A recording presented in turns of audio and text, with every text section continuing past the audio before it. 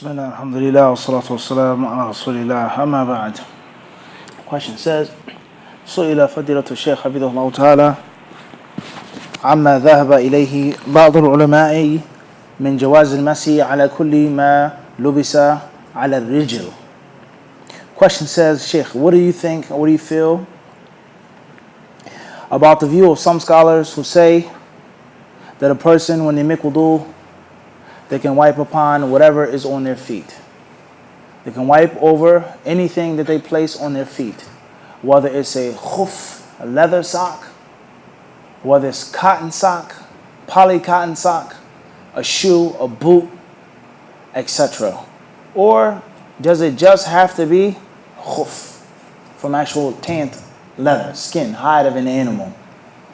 Some madhabs, they say that you can only wipe over a leather khuf.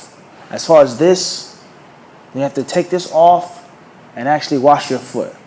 So what do you say with regards to this? Those who say that you can wipe over anything that's upon one's foot.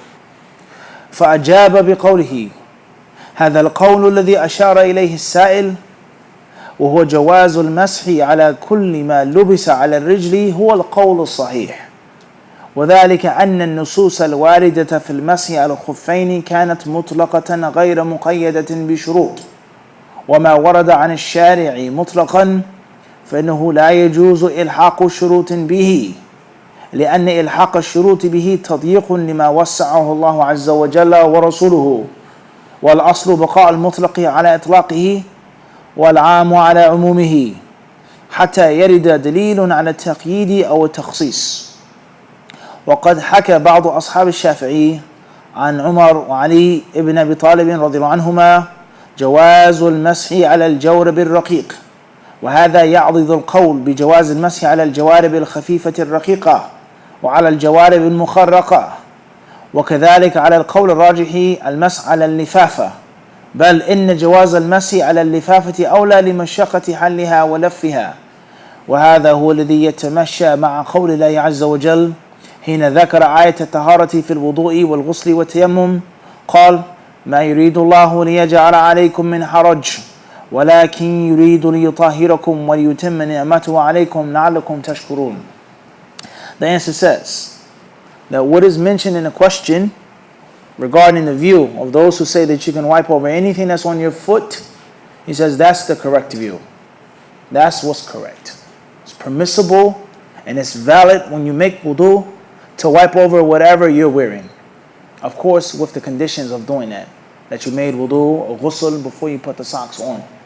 And that you're wiping over those, or that covering for using the bathroom or sleeping, touching your private part, eating camel's meat, and not janaba, in which you have to actually make a ghusl. You have to wash your feet with the conditions. So he says that saying that a person is allowed, a man or a woman, to make wudu and wipe over whatever they're wearing on their feet, he says that is the qawl sahih. That's the correct view. Why is this the correct view? He says this is correct because the ayat in the Quran and the hadith about wiping over the leather socks, he says they're mutlaqa, they're absolute texts.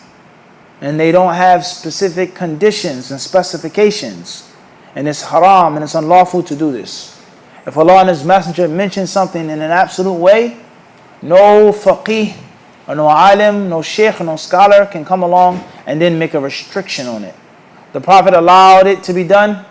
He gave a general command. He gave an absolute order. No faqih can come along and says, they can't have a hole in it. It can't be see-through. It can't be made of this. It can't be like that. It can't be like this. He says it can't do that. Because that is confining and constricting things that Allah and His Messenger left open and expansive for Allah's servants, for the slaves of Allah subhanahu wa ta'ala. And the default rule, the rule of thumb, is that which is general remains general. And that which is absolute remains unrestricted until it's clearly proven to be the opposite. Now before we finish the fatwa, just stop and think about this now. And think how outdated this fatwa will be in 2018. That you can't wipe over socks. First question is, who wears leather socks?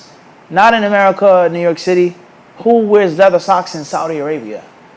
How many people walk down the street, driving in a car, wearing leather socks? Let alone in New York City.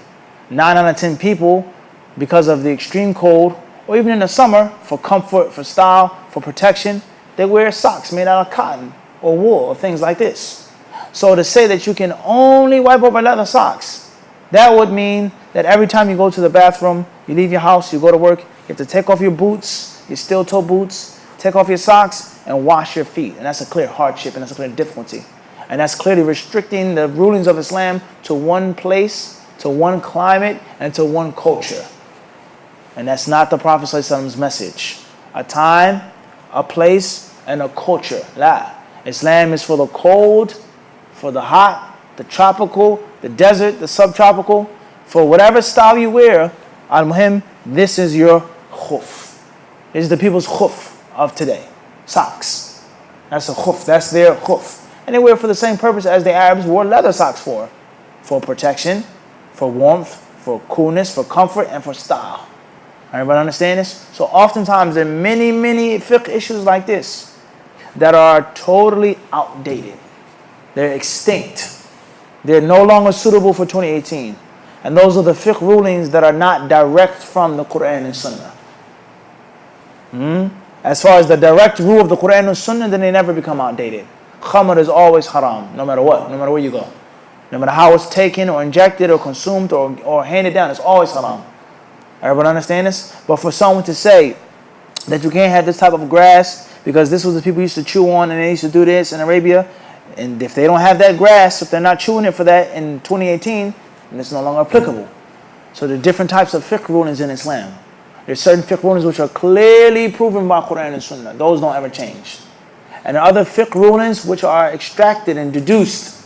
There are other fiqh rulings which is no direct proof. And the alim and the faqih, he tries his best. And there's certain fiqh rulings that pertain to culture, time, and location. Everyone clear on this or not?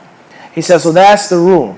He then goes on to say, there's some Shafi'i scholars who say that Umar radiallahu ta'ala anhu and Ali ibn Abi Talib radiallahu anhu, they used to hold the position in the view that it was permissible to wipe over thin socks. And in most cases, a leather sock is not thin. In most cases. No matter how thin it is, leather is going to be what? Leather. It's not transparent at all. Everybody understand this is not breathable. It's leather.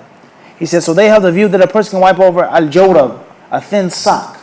He says, and this supports the view that a person can wipe over anything that he has on his feet.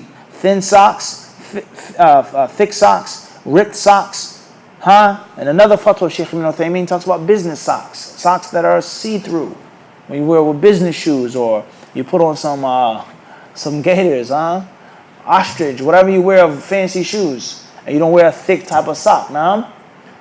He says that you can wipe over that as well. Even a cast, a splint, whatever is upon your foot.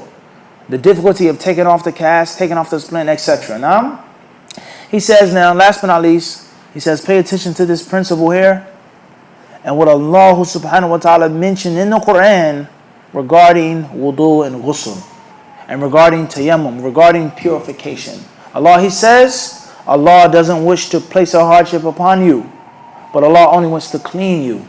And Allah wishes to perfect His blessing upon you in order for you to be thankful. So that is a connection. What Allah wants is connected to the actual rule. Allah doesn't want to place any hardship upon you, but Allah wants you to be physically and spiritually clean. And Allah wishes to make His ni'mah upon you even more perfect. From that is wearing socks, wearing shoes, wearing boots, and having the ability to pray and make wudu at your workplace when you're traveling, and not taking off your shoes and washing your entire feet in the sink. That takes more time, you have to dry off, it's cold, it makes a mess, and the list goes on. It takes more water. And Allah wants you to be thankful. And Allah Azza wa Jalla, He wants you to be thankful. This fatwa was given by Shaykh Muhammad bin Salih al-Uthaymeen, and Allah subhanahu wa ta'ala surely knows best.